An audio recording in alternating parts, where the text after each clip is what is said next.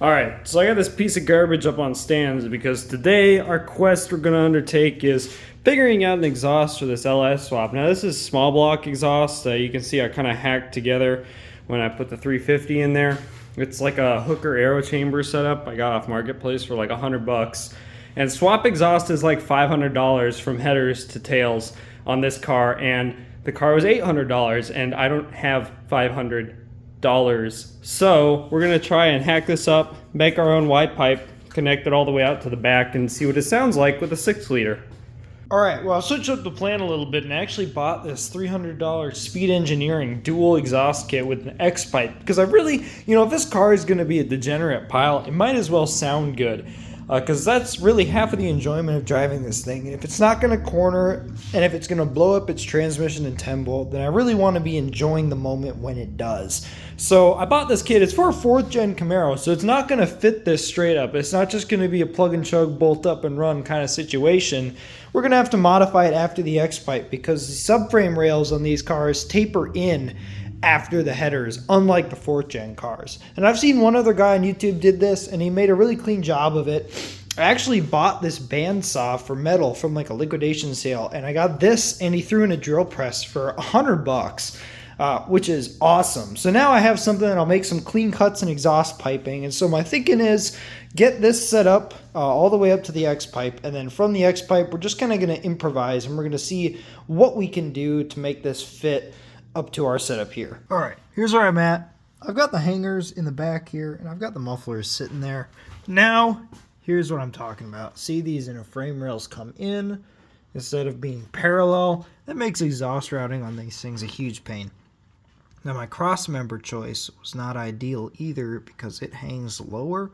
So I'm a little worried about the finished product's ground clearance. We may end up just having to change cross members, cutting the entire thing out and putting in a new midsection here. But right now, here's what I've got. I'm kind of just reusing pipe from the kit. On the right header, I've got this kind of funky doodad, and I've got a piece I've kind of welded up from bits of it, and that spits us out right to here. Now, all I should really need to find is, and I might end up having to just get these bent by a muffler shop, is just 2 short, like 6-inch pieces of pipe that just bridge that gap there. And then I'll weld that all up, and this whole X-pipe will be one big unit going all the way up to the headers, and it should be complete. I have no idea how much ground clearance I'm going to have. I'm going to shave this a little more. I already cut a notch in it with the grinder. We're going to get it all the way to here, and then maybe we'll even see about heating and kind of pressing this up to give me more clearance. I don't know. That scares me a little. But that's where we're at right now. Here we are, ladies and gentlemen. Don't look too close at my welds or I'll run you over! But this is my completed X-pipe setup here. So everything, all the piping I used came from the kit. So even though it doesn't fit when you initially get it, it's all the lengths and bends are there to make it work. If I had like a Hooker Blackheart cross member instead of my Spohn cross member, this would have been a lot easier because it's got notches for the exhaust, but mine doesn't. So we're also going to see what ground clearance sounds like when I, put this up and get it on the ground. We're going to see how much clearance I have on the ground. Speed bumps might be a problem after this. But hey, let's get this put on the car and see how it sounds. Oh man, all the way to the back. Let's fire this thing up.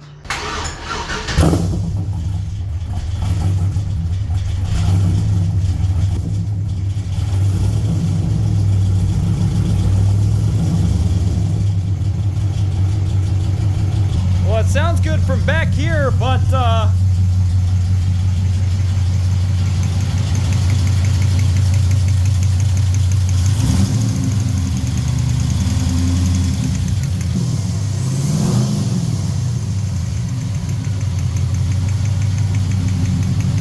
sounds like a lifter is going out.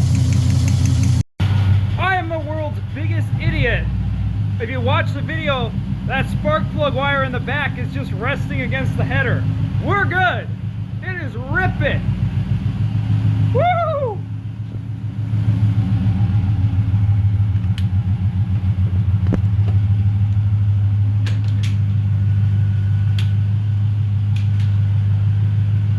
Oh, baby, let the eagles fly!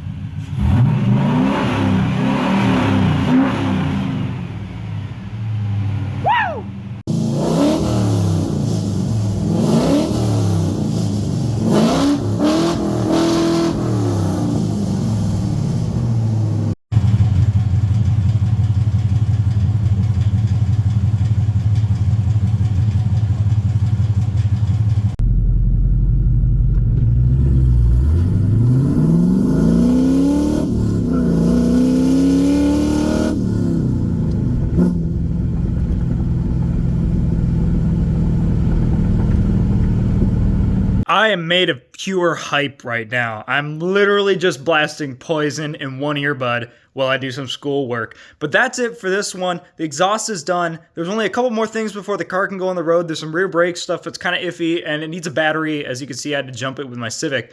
But that's a big step towards getting this thing enjoyable and making it a blast to drive. And hopefully in April, you're going to see some autocross videos as we get this thing on the road. So say hi to the fans, Cheese, and we'll see you next time.